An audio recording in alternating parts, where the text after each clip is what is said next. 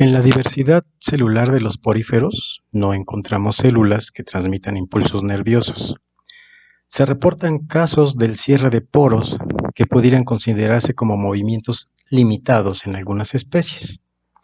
Y otro tipo de movimiento se presenta en las larvas, las cuales son de nado libre.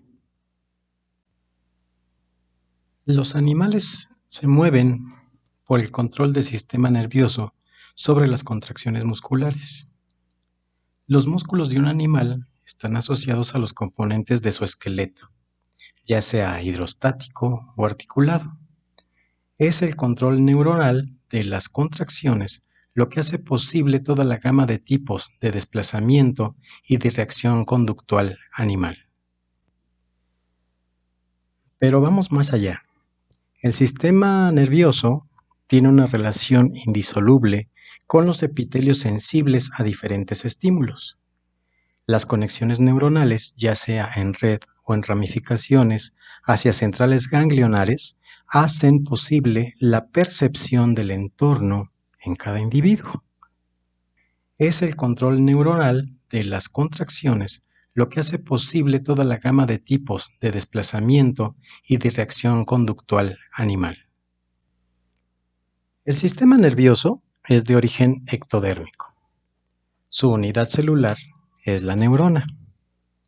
El mecanismo que desencadena el impulso nervioso es el cambio de polaridad de membrana, lo cual ocurre en la cadena implicada por el órgano que percibe el estímulo. La continuidad de la reacción físico-química del impulso ocurre a través de la comunicación sináptica por medio de neurotransmisores. Establece un circuito de percepción epitelial y de reacción muscular. El circuito más simple de respuesta inmediata es el circuito conocido como arco reflejo. Las células sensibles de una zona corporal o de un órgano específico registran los cambios físico-químicos particulares. Ahí se producen una serie de sustancias que alteran la membrana de las dendritas. Las cargas de las superficies de la membrana se alteran en una reacción en cadena desde el punto de contacto hacia el extremo opuesto, en donde se localizan las conexiones aferentes o de entrada. En estos puntos de comunicación, las neuronas aferentes o sensibles descargan neurotransmisores que alteran la carga de las neuronas sensoras siguientes en esta ruta, ¿no? Y esto continúa la ruta aferente hasta un centro neuronal, que puede ser un ganglio o un sector cerebral. La respuesta ocurre de la misma forma por medio de neuronas motoras en ruta de salida o eferente desde el centro de registro de la percepción hacia el órgano o tejido de respuesta.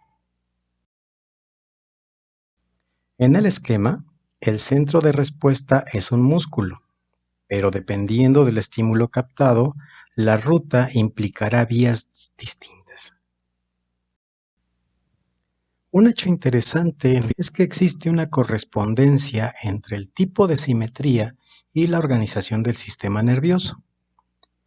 En animales de simetría radial, el sistema neuronal se difunde debajo de la piel. Se constituye como un plexo o red neuronal donde no se distinguen centros específicos de los estímulos. Se ha mantenido que estos animales tienen respuestas generalizadas en todo su cuerpo. El animal radial registra los estímulos alrededor. Además, esta simetría impone limitaciones de balance respecto a una dirección lineal. En los animales de simetría bilateral hay una concentración neuronal en el extremo anterior. Esta distribución de órganos neuronales masivos conformando una región cefálica es lo que conocemos como cefalización. En este caso, los centros neuronales cerebrales se conectan a cordones de otras masas neuronales llamadas ganglios, que se distribuyen a lo largo del cuerpo. Se argumenta que esta condición se relaciona con movimientos dirigidos de mayor precisión lineal en las estrategias, por ejemplo, de los depredadores y en las estrategias de huida de las presas. En esta imagen vemos a diferentes representantes de animales con simetría radial. Hay similitud morfológica entre el plexo nervioso de los cnidarios y el plexo nervioso de los ctenóforos. Los equinodermos, por su parte, presentan un anillo neuronal. Si bien este anillo neuronal es algo así como un centro mucho menos complejo que un cerebro, sí es más complejo que un plexo.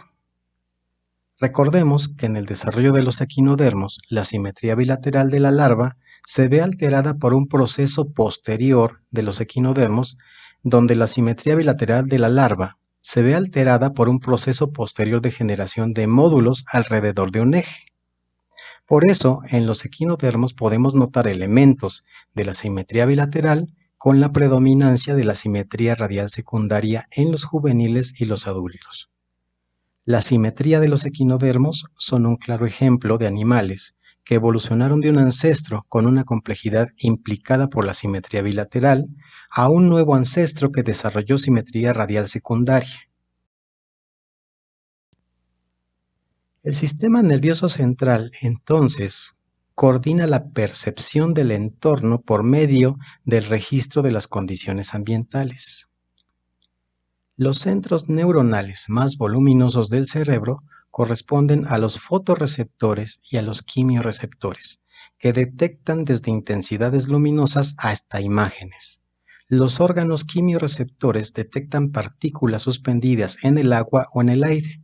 Los otros órganos de percepción complementaria registran texturas, corrientes de aire o de agua, vibraciones de diversos tipos, presión, tensión, etc.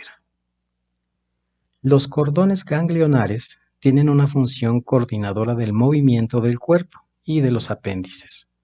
Aunque su detección de estímulos es limitada, también son importantes dependiendo de la forma de vida de un animal. Mientras tanto, otros centros cerebrales, ganglios periféricos y neuronas específicas involucran diversos procesos del desarrollo y de la conducta parental y sexual mediante la producción y el registro de hormonas. Y es así como hemos llegado al final de esta presentación. Nos vemos en la próxima.